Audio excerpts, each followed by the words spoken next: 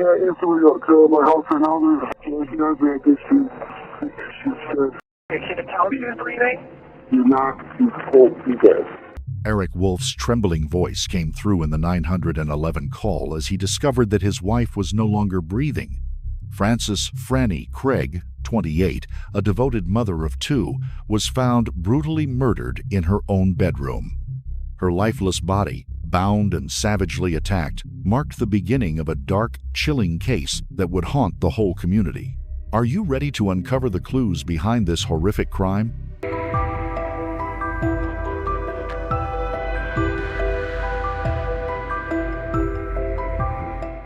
Frances Marie Craig, known to everyone as Franny, was 28 years old and full of life. Friends affectionately described her as a firecracker with a contagious laugh and a bright, easygoing personality. She had the rare ability to make anyone feel comfortable, and people often said that meeting her felt like reconnecting with an old friend. Always generous and willing to help, Franny would do anything for the people in her life. She was also a devoted mother to two young daughters, just 3 and 5 years old. Between raising her girls and working 2 jobs, her days were always full. Friends said she had long dreamed of getting married. She would talk about her wedding even before she had met the right person. That dream seemed to come true in 2012 after she split from her children's father and began a relationship with 2 9-year-old Eric Wolf. Eric, a divorced father himself, had a young daughter named Alexis. From the very beginning, the blended family got along effortlessly, and the house was filled with laughter. By 2014, the couple's relationship had flourished. They had moved in together, and when Eric proposed, Franny was overjoyed. She threw herself into wedding planning with uncontainable excitement, jokingly calling herself a bridezilla. Her friends remembered her comical enthusiasm as she counted down to the big day. With the wedding just a month away, the couple had purchased a new home for their growing family, and Franny had big dreams for the future she was building. Those dreams came to a devastating halt on the 10th of August, 2014. At around 6:30 a.m., Eric returned home from a grueling 12-hour night shift and fell asleep on the downstairs couch. A few hours later, his daughter Alexis ran to wake him, panicked and out of breath. She had made a horrifying discovery. Upstairs in the bedroom, Franny was lying on the floor, cold to the touch, with blood around her. Eric's world shattered as he realized that the woman he loved, the vibrant mother of 2 and soon-to-be bride, was gone. The children were immediately removed from the house, and the property was sealed off with police tape. Soon, friends and neighbors began to gather outside, clinging to the hope that it was all a misunderstanding or some twisted rumor that had gotten out of hand.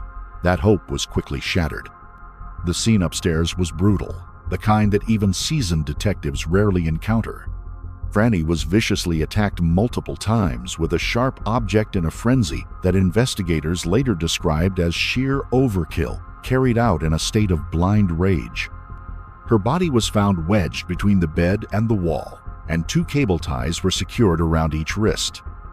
Investigators concluded that she had likely been restrained to the bed and later cut free. Outside the home, police recovered her smashed cell phone several meters from the house. It appeared either to have been dropped by the killer on the way out or hurled toward a tree in an attempt to destroy evidence. Franny's death was quickly ruled a homicide, but the exact details of her killing were withheld from the public. Investigators released almost nothing to the media, keeping their findings close as evidence, including the cable ties, was sent to the Michigan State Police Crime Lab for analysis. As is standard in such cases, detectives began by questioning those closest to Franny, starting with her fiancé Eric. From the very start of his interview, his responses left officers uneasy. Eric explained that he had returned from his 12-hour overnight shift and checked on both girls before entering the master bedroom. He described seeing Franny lying in an odd position on the floor, and he initially thought she might have been drinking, though he admitted she rarely drank at all. He also mentioned that he hesitated to wake her, saying that past experience had taught him she was not a morning person and often got irritated when disturbed. Detectives observed that Eric's demeanor during questioning was unusually calm and detached. and throughout the interview he displayed little visible shock, anger, or grief despite the horrific crime scene upstairs. As the session concluded, he implied that her death could have been the result of her own actions under the strain of wedding preparations, a suggestion that sharply contrasted with the extreme violence investigators had documented and deepened their suspicions about what had truly occurred. Reviewing his work records, they confirmed that he was clocked in until 6:30 a.m., yet parts of the building were not monitored by security cameras. This left open the possibility, however slim, that he could have left undetected, returned, and clocked out without anyone knowing. Combined with his detached demeanor, it gave investigators reason to keep him firmly in their sights. Franny's friends were also forming their own suspicions. While they had been thrilled to see her so excited about planning the wedding she had long dreamed of, some admitted they were never entirely certain about Eric. There had always been something about the relationship that left them uneasy. After her death, several friends immediately considered him a likely suspect, reasoning that no one else in Franny's circle could be capable of such savagery. Eric maintained that he had nothing to do with the killing. He described himself as devastated, in shock, and struggling to process the reality that his fiancée was gone. Yet his demeanor during questioning, calm and oddly detached, only deepened the investigators' doubts. His lack of outward grief, combined with the disturbing details of the crime, left a lasting impression on detectives who had seen many grieving partners react far differently in cases like this. Because of the gruesome nature of the crime and the uncertainty surrounding the case, Franny's two young daughters, along with Eric's daughter, were temporarily placed in the care of other family members for their safety and well-being. The emotional weight deepened as Friday, the 15th of August, arrived, a day that should have marked Franny's 29th birthday. Instead of celebration, the date became a day of mourning. Her co-workers, who remembered her energy and kindness, pooled all their tips to help cover her funeral expenses, a gesture that reflected the impact she had on everyone around her. Investigators refused to overlook any potential lead. They turned their attention to Franny's workplace, considering whether a conflict there could have escalated into something deadly. They soon uncovered an incident in which she had confronted a group of young shoplifters while on shift. Their mother retaliated violently, leaving Franny physically injured and emotionally shaken. The woman was easily located due to her prior charge and conviction for the assault. After confirming her alibi, detectives ruled her out as a suspect, leaving the case still shrouded in uncertainty. With each dead end, suspicion crept closer to the people within Franny's own home. Police continued to work through every possible lead. They reached out to an old boyfriend of Franny who had recently moved back to the area, but he had no useful information to offer. Investigators also interviewed Ryan, a former roommate of the couple. He spoke highly of Eric, describing him as a great guy and saying he had never witnessed any serious problems in the couple's relationship. Despite these interviews, the investigation had stalled. Detectives knew their next breakthrough would have to come from forensic evidence, but that process would take time. Meanwhile, Eric remained their primary person of interest, and the community grew increasingly uneasy as weeks passed without an arrest. Franny's funeral took place during this period, and the turnout was remarkable. Friends, family, co-workers, and neighbors all came to pay their respects. Even her mail carrier attended, a small but poignant testament to the impact she had on those around her. The prosecutor later remarked that the breadth of attendees reflected just how loved Franny Craig truly was. Despite the gathering of support, a sense of fear and uncertainty lingered. Her killer was still at large, and the community could not shake the feeling that danger might still be close by. 3 months later, the long-awaited forensic results finally arrived, and they sent the case in a direction no one had anticipated. DNA recovered from the cable ties used to restrain Franny did not belong to Eric, nor to anyone previously interviewed. Instead, it matched a convicted murderer named Cortez Butler. Butler, 43 years old, was currently out on parole after serving 25 years for second-degree murder. Detectives were stunned. On paper, there appeared to be no link between Butler and Franny. He did not live nearby, had never worked with her, and there was no known personal connection. This revelation forced investigators to consider multiple possibilities. Perhaps the DNA was present because Butler had handled the cable ties in a warehouse or factory before they ended up at the crime scene. Or perhaps the scenario was far darker, that Butler had been deliberately involved, possibly even hired by someone to carry out the murder. Investigators quickly contacted his parole officer and, through him, obtained Butler's phone records. What they discovered next opened another door in the case. His phone activity showed frequent contact with two other men, Rodney and Clifford McKee. Rodney McKee was well known to local law enforcement as a heroin dealer with a lengthy criminal history, and his uncle, Clifford McKee, carried his own dark past, having served 20 years for murder. When police turned their attention to Cortez Butler, they discovered he was already back in custody. He had recently been arrested and charged in connection with another killing, the murder of 9-year-old Charles Graham, after a dispute over pills and money turned deadly. When detectives began questioning Butler about Franny Craig's death, they were stunned by his response. He did not attempt to lie or deflect blame. Instead, he openly admitted that he was the man who had killed her. He even agreed to explain everything, but only on the condition that the interview would not be recorded. Investigators, desperate for answers, accepted this risky deal, knowing that his statements might later be difficult to admit in court. Detectives pressed him directly, asking whether Eric Wolf, Franny's fiancé and the initial primary suspect, had orchestrated the murder. Butler was clear. Eric had nothing to do with it. The person behind the killing was Rodney McKee. As the story unfolded, it revealed a dark and tangled criminal plot that had begun months before Franny's murder. The chain of events started in March 2014, when a Jackson apartment went up in flames. Police quickly arrested Rodney for arson and for carrying a concealed weapon. Investigators learned that he had set the fire to target a woman named Donna, who had refused to sell illegal substances for him. The blaze left Donna and her son Ryan homeless. Ryan, as it turned out, was the former roommate of Franny and Eric, the same Ryan who had already provided a statement to police after the murder.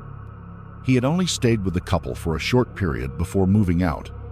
By June 2014, Franny and Eric had found their new home and were in the process of moving in. Meanwhile, before his arson trial could begin, Rodney was already plotting to eliminate the witness against him. He reached out to his uncle Clifford, asking him to find Ryan and arrange for him to be killed. Clifford, in turn, contacted Cortez Butler, a man he had met during his time in prison, and offered him $10,000 to carry out the hit. But the only address they had for Ryan was the home of Franny and Eric, a fatal connection that would lead to tragedy.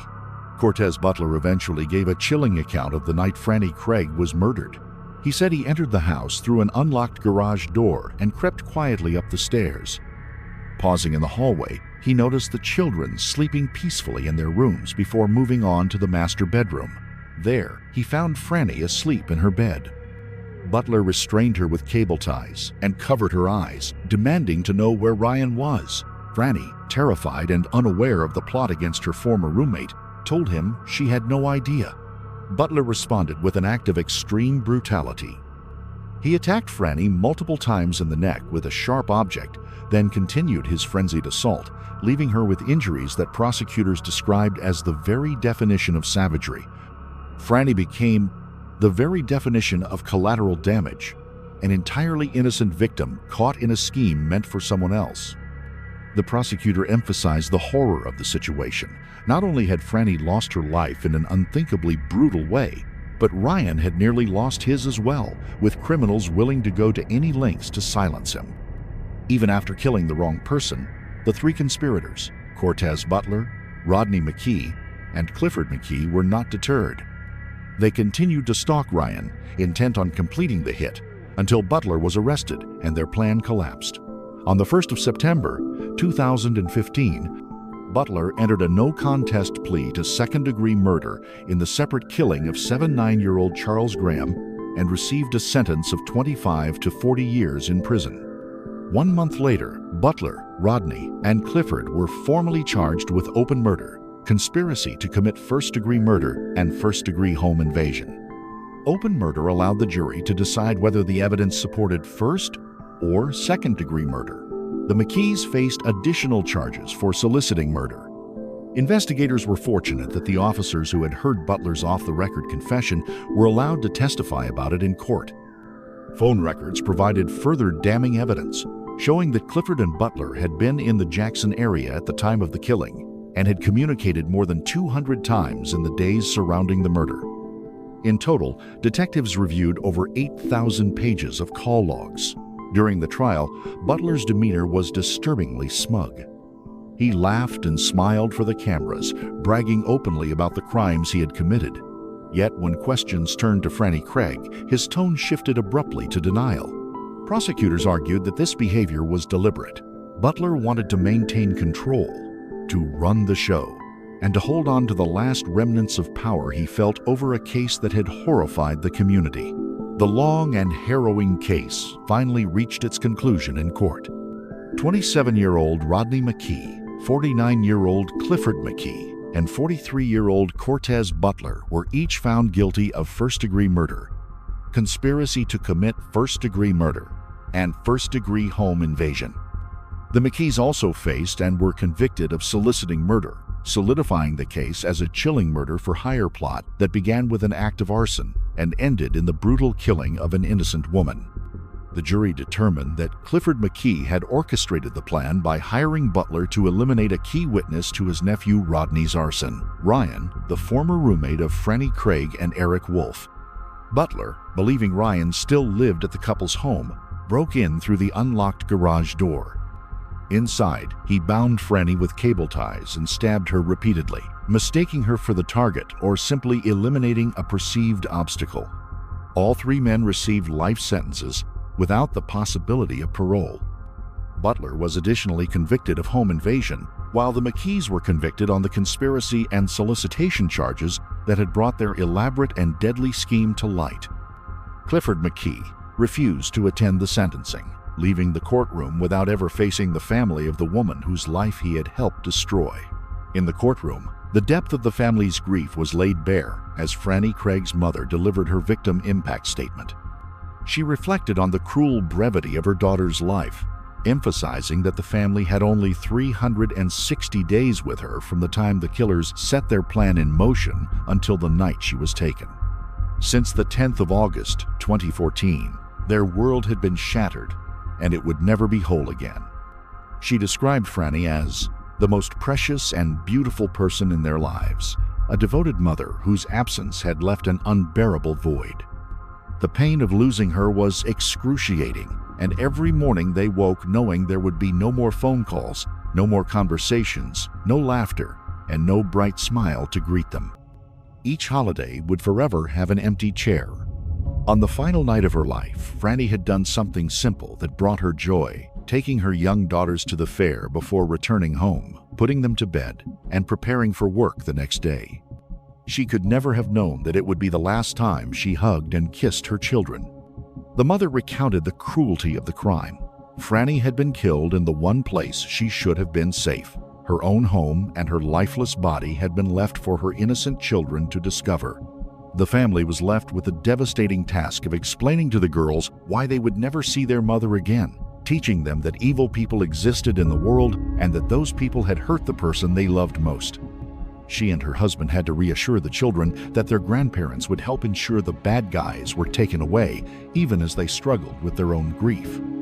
The family forced themselves to look at the crime scene photographs to comprehend the horror and the pain their daughter endured, even though they could not erase the anguish from their minds or from their grandchildren's.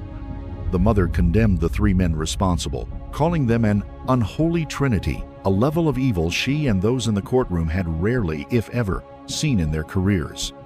She reflected on the surreal experience of standing before the court, asking for justice against men who had committed multiple murders, and acknowledging the cruel reality of the moment. Despite the profound pain, she expressed a quiet sense of gratitude, not for what had happened to Franny, which would never be forgivable, but for the fact that the case had reached Jackson County, where local law enforcement had worked tirelessly to expose the killer's crimes and deliver justice for her only child. The prosecutor later reflected on the case, saying she wished she had known Franny Craig personally and hoped that her work in pursuing justice had honored her memory. Those who had followed the case agreed that she had done exactly that, handling the investigation and trial with care and determination. All three convicted men challenged their life sentences, but the Michigan Court of Appeals upheld the verdicts, reaffirming their guilt in the brutal, botched murder-for-hire plot. In 2020, the Michigan Supreme Court agreed to hear the appeals for Clifford and Rodney McKee in the case formerly titled People v. Clifford and Rodney McKee. During the 2022 proceedings, their attorneys presented arguments requesting a new trial. As of now, no updates regarding the outcome of these appeals have been released. Cortez Butler also attempted to appeal to the Supreme Court, but his request was denied immediately, leaving his conviction and sentence intact. The case left an indelible mark on the community. It was a chain of events that shocked and horrified everyone who learned of it. A young mother's life, full of promise and love, ended in unimaginable violence simply because one callous individual would go to any length to avoid accountability for his crimes. Franny Craig had everything she had ever dreamed of: a home, children she adored, a fiancé, a family, and a future she was excited to build. Her loss is felt by all who knew her. She was a devoted mother, a loving daughter and sister, a loyal friend, a committed fiancé, and a valued colleague. Her absence has left a gaping void in the community she once called home, a reminder of a life cut short by senseless cruelty and the enduring impact of evil choices. This case is a chilling reminder of how greed and cruelty can destroy lives. Franny Craig was a loving mother, daughter, and friend whose bright future was stolen in an act of senseless violence. Her story shows the lasting pain crime leaves behind and the importance of justice for innocent victims. If this story moved you, please like this video, subscribe to our channel, and check out more true crime content to keep the memory of victims like Franny alive.